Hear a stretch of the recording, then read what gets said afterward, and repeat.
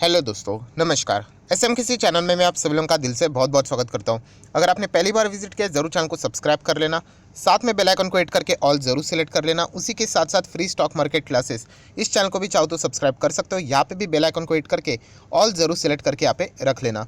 इस चैनल का लिंक आपको ऊपर आई बटन पे या फिर नीचे डिस्क्रिप्शन बॉक्स में मिल जाएगा। उसी के साथ साथ आज के दिन भी लगभग 5 वीडियोज़ अपलोड हो चुके हैं। सभी वीडियो के लिंक भी आपको नीचे डिस्क्रिप्शन बॉक्स में मिल जाएंगे। सो चलिए दोस्तों, फिलहाल इस वीडियो को स्टार्ट कर लेते हैं।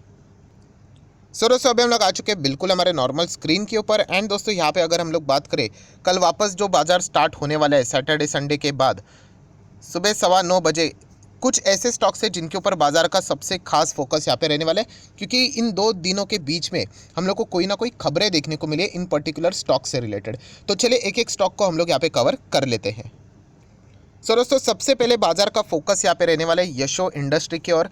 देखा गया तो बहुत ही ज़्यादा रिस्की कंपनी है। नंबर्स कैसे रहे? ओके ओके है नंबर, हम लोग कोई सुपर डुपर तो नहीं है, बट येस कंपनी जिस साइज़ की कंपनी है, मतलब एक छोटी कंपनी है, उसके हिसाब से तो नंबर ठीक ठाक ही देखने को यहाँ पे मिले हैं। अभी ये बाजार को नंबर कैसे लगी ये कल देखना यहाँ पे मिलने वाला है। एंड बाजार जो छोटे कंपनीज होती है इसके प्रति जो रिएक्शन होता है वो एक्सट्रीमली अप या फिर एक्सट्रीमली डाउन, इस तरीके के रिएक्शन दिखाता है। सो ज़रूर यशो इंडस्ट्री को आप लोग ज़रूर रडार के ऊपर रख सकते हो। हाँ, मैं इतना एक पॉइंट आपको कह सकता हूँ डिस्क्लेमर के साथ कि ये कंपनी मेरे पोर्टफोलियो में भी है।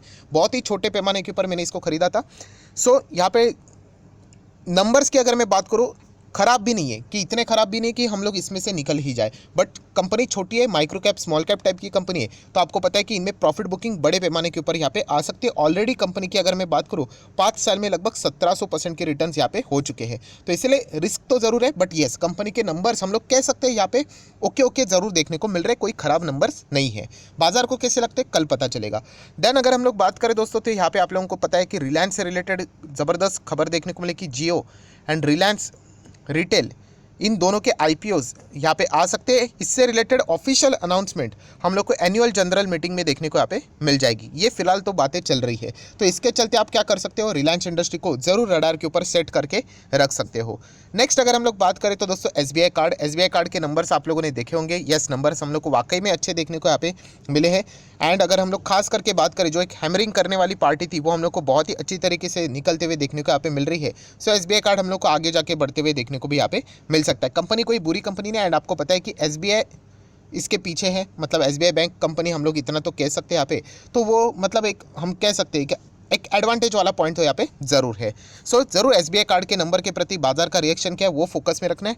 विप्रो की बात करें तो हर किसी को पता है यहाँ पे कि कल यहाँ पे बैंड बजने वाली है। क्यों? क्योंकि विप्रो के नंबर्स हम लोगों ने देख लिए, इतने कुछ खास नहीं थे। एंड अगर हम लोग यहाँ पे बात करें तो विप्रो का एडीआर भी हम लोग को अमेरिकन बाजार में ऑलरेडी 5.5% डाउन यहाँ पे गिरावट दिखा चुका है। सो यहाँ पे बहुत बड़ी गैप डाउन की एक्सपेक्टेशन हम लोग विप्रो के ओर से यहाँ पे रख सकते हैं। मैं अगेन कह रहा हूँ, इसका अर्थ ये नहीं कि विप्रो खराब हो गया करके, स्टॉक मार्केट इसी तरीके से यहाँ पे चलता रहता है।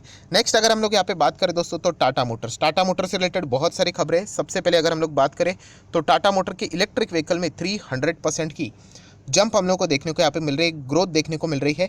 नेक्स्ट अगर हम लोग बात करें, टाटा मोटर ने जो टारगेट सेट किया है रिपोर्ट के जरिए, हम लोग कह सकते हैं 70,000 इलेक्ट्रिक व्हीकल या आने वाला जो फाइनेंशियल ईयर है उसमें वो यहाँ पे बेचने का प्लान चल रहा है उनका। अगर मैं आपको पुराना डेटा बता दूं तो 25,000 के आसपास ये मतलब 25,000 से ज़्यादा गाड़ियाँ ऑलरेडी यहाँ पे बेच चुके हैं। सो ज़रूर ये माइलस्टोन बहुत ही बड़ा है, बट उसको अचीव करने की कोशिश टाटा मोटर यहाँ पे करने वाला है। प्लस अगर हम लोग बात करें, टाटा मोटर ने आप लोगों को पता है नई गाड़ी का जो मतलब अगर हम लोग बात करें अवेन्या की बात करें तो वो भी यहाँ पे उन्होंने इससे रिलेटेड कैसा लुक रहेगा उसका भी अनाउंसमेंट उन्होंने यहाँ पे कर दिया है। सो कुछ पॉजिटिव न्यूज़ है, तो ज़रूर आप इसके ऊपर भी फोकस रख सकते हैं। हालांकि देखा गया कल के दिन मार्केट में प्रेशर के चांसेस ज़्यादा रहेंगे, क्योंकि अमेरिकन बाजार फ्राइडे के दिन बहुत ही खराब हालत हुई थी अमेजोन के चलते, डो जोन्स नैस्डैक गिरा था। बट स्टिल आप लोग चाहो तो इनके ऊपर भी इंडिविजुअली फोकस बना के रख सकते हो। नेक्स्ट अगर हम लोग बात करेंगे दोस्तों, तो आईआरसीटीसी के बारे में आपको पता है यहाँ पे पावर का शॉर्टेजेस देखने को मिल रहा है, कोल टाइम पे पहुंचना चाहिए, तो इसीलिए बहुत सारे पैसेंजर गाड़ियाँ यहाँ पे आईआरसीटीसी हम कह सकते हैं मतलब रेलवेज की कैंसिल कर दी है। तो इसका जो फटका लगेगा वो डेफिनेटली आईआरसीटीसी को यहाँ पे ज़रूर लग सकता है। तो ज़रूर अगर आप चाहो तो यहाँ पे आईआरसीटीसी के ऊपर भी फोकस यहाँ पे रख सकते हो। ये कुछ न्यूज़ चलती रहती है यहाँ पे, अप्स एंड डाउन्स इसके चलते यहाँ पे चलता रहता है, तो स्टडी करने के लिए काफ़ी है। इसका अर्थ ये नहीं कि आईआरसीटीसी के ऊपर ताला ही लग गया, सब कुछ खत्म ही हो गया। इस तरीके की चीज़ें यहाँ पे बाजार में चलती रहती है। नेक्स्ट अगर हम लोग यहाँ पे बात करें दोस्तों तो बहुत ही इंपॉर्टेंट येस बैंक, आपको पता है येस बैंक के नंबर्स हम लोग को सैटरडे के दिन देखने को मिले। और नंबर की अगर मैं बात करूँ दोस्तों तो यहाँ पे जैसे मैंने आप लोगों को बताया था कि इसमें कोई खराबी बात नहीं है कि उनके एनपीएस हम लोग को कम होते हुए देखने को यहाँ पे मिल चुके हैं। मतलब एटलीस्ट हम लोग कह सकते हैं कि जो बहुत बड़ा साइज था उसके हिसाब से थोड़ा सा गिरावट देखने को यहाँ पे मिल रहा है एंड प्रॉफिट भी थोड़ा बहुत देखने को यहाँ पे मिल रहा है। सो नंबर खराब नहीं है, बट जैसे मैंने आप लोगों को कहा कि जो इन्वेस्टमेंट के लिए जो अपॉर्चुनिटी है वो अभी भी देखने को नहीं मिल रही है। लर्निंग के लिए स्टॉक ठीक है, यहाँ पे एक लेवल तक ये ऊपर जाएगा, बट टिकने के लिए कंपनी को स्ट्रॉन्ग नंबर्स बार बार दिखाने पड़ेंगे। खास करके मैंने आप लोगों को यहाँ पे बताया भी है दोस्तों, लगभग 29 या फिर 28,000 करोड़ का पैसा इनका फंसा हुआ है। एंड कंपनी की फिलहाल की आमदनी कितनी है 360 करोड़। तो आप देख सकते हैं 360 करोड़ कंपनी खुद कमा रही है, अच्छी बात है, बट 28,000 करोड़ फंसा है। मैं अभी के मैनेजमेंट को बिल्कुल ब्लेम नहीं करूंगा, कोई संबंध ही नहीं है। पुराना जो मैनेजमेंट था उनके अंडर ये सारे स्कैम हम लोग को देखने को यहाँ पे मिले थे। इसके चलते येस बैंक एंड उनके शेयर होल्डर बहुत ज़्यादा सफ़र यहाँ पे हुए थे। सो ज़रूर हम लोग यहाँ पे कह सकते हैं येस बैंक के नंबर बाजार को कैसे लगे वो देखना यहाँ पे एक इंटरेस्टिंग फैक्टर रहने वाला है।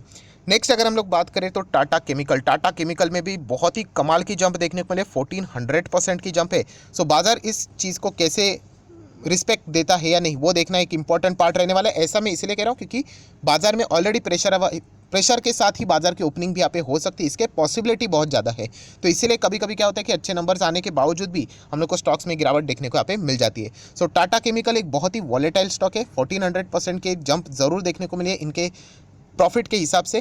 तो ये कल के दिन आप लोगों के रडार के ऊपर रहना चाहिए। देन CDSL की बात करें तो नंबर्स इतने कुछ खास नहीं थे, हम लोगों को यहाँ पे गिरावट देखने को मिली है, बट बिल्कुल भी डरने की जरूरत नहीं है। लॉन्ग टर्म के लिए अगर आपने इसमें इन्वेस्ट किया है तो ये ज़रूर अच्छा स्टॉक है।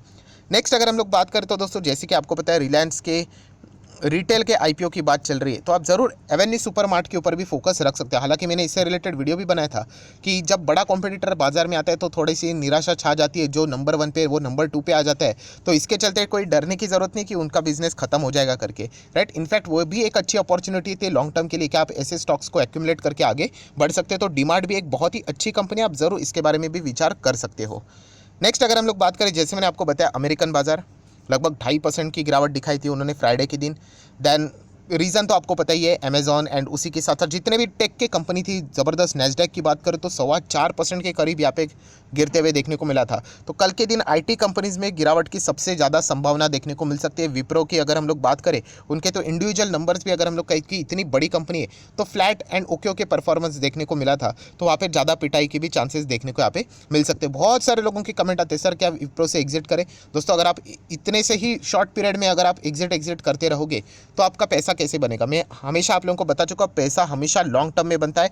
आप आज पैसा लगाओगे 6 महीने बाद पैसा बनेगा, ऐसा बिल्कुल भी नहीं होता। इनफैक्ट आप बैंक में भी एफडी करते हो तो 1 साल के बाद ही आप लोगों को वो पूरा पैसा मिलता है, राइट। तो स्टॉक मार्केट में इतनी जल्दबाजी क्यों, राइट। तो मैं अगेन कह रहा हूँ, अगर आपके पास अच्छी कंपनी एंड विप्रो तो अच्छी कंपनी, आप जरूर लंबी अवधि के लिए यहाँ पे होल्ड करके रख सकते हो। अभी जिन्होंने पहले विप्रो बेचा होगा वो तो आज पछता रहे होंगे कि इतना करोड़पति बनने का चांस चला गया, राइट। तो ये शॉर्ट पीरियड में बार बार एग्जिट करने का जो मतलब आदत जो रहती है रिटेल इन्वेस्टर को, वो बड़ा उन्हें बनने नहीं देती। तो मैं इतना ही कहना चाहूँगा, विप्रो कोई खराब कंपनी नहीं, और जितने भी आईटी कंपनीज है अच्छे कंपनीज है, ये साइकिल चलती रहती है, कभी ऊपर कभी नीचे, राइट। लॉन्ग टर्म की बात करें तो अच्छे कंपनीज हमेशा आपको पैसा कमा के देते ही है।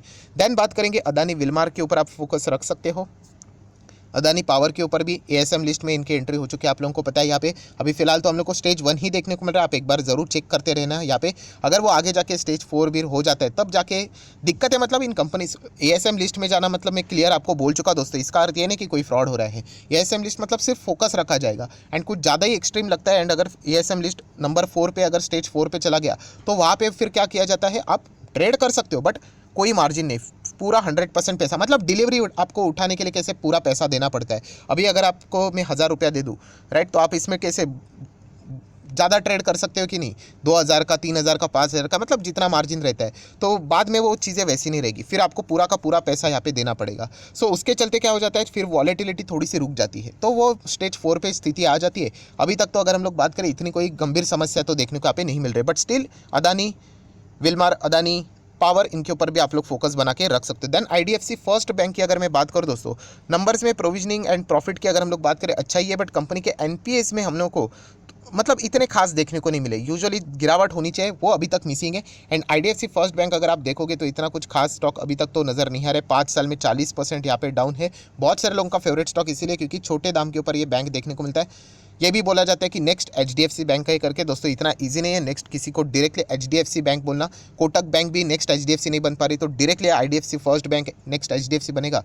बहुत ही अर्ली स्टेटमेंट है। अगर ये अच्छा कंसिस्टेंट परफॉर्मेंस दिखा देंगे तो ज़रूर हम लोग बोल सकते हैं कि यस ये उस मुकाम तक जा सकता है जो कि अभी तक तो मिसिंग है, राइट। सो यहाँ पे आप लोग चाहो तो इसके ऊपर भी फोकस रख सकते हो। कल के दिन की बात करें दोस्तों तो सेकंड में कुछ बड़े कंपनी के नंबर आने वाले। ब्रिटानिया एक अच्छी कंपनी है, FMCG सेक्टर की, इसलिए परेशान हो रही है, तो उसके नंबर यहाँ पे रहने वाले। देन कैस्ट्रॉल इंडिया के नंबर हम लोग को देखने को मिलने वाले। CG पावर, देवयानी इंटरनेशनल जैसी कंपनीज कल हम लोग को नंबर दिखाते हुए देखने को मिलने वाली। HDFC लिमिटेड आप लोग यहाँ पे देख सकते हैं। IDBI बैंक की अगर हम लोग बात करें तो इनके हम लोग को नंबर्स, मतलब IDBI के नंबर्स हम लोग को देखने को यहाँ पे मिलने वाले हैं। देन आइनॉक्स की अगर हम लोग बात करें दोस्तों, यहाँ पे स्टार ज़रूर करके रखना, क्योंकि यहाँ पे जो मूवीज़ देखने को मिले थे जैन फेब मार्च में अच्छे थे और इनका बेस लो था, तो यहाँ पे इनके नंबर अच्छे आने के चांसेस बहुत ज़्यादा है, इसीलिए आइनॉक्स को ज़्यादा फोकस में रख सकते हैं। महिंद्रा एंड महिंद्रा फाइनेंस की अगर हम लोग यहाँ पे बात करें, बहुत बड़े बड़े कंपनी के नंबर है। ओलेक्ट्रा की बात करें तो वो भी है। सारे गामा की अगर हम लोग बात करें, बहुत सारी लंबी लिस्ट है दोस्तों, तो कल के दिन भी बहुत ज़्यादा मेहनत हम लोगों को यहाँ पे करनी पड़ने वाली है।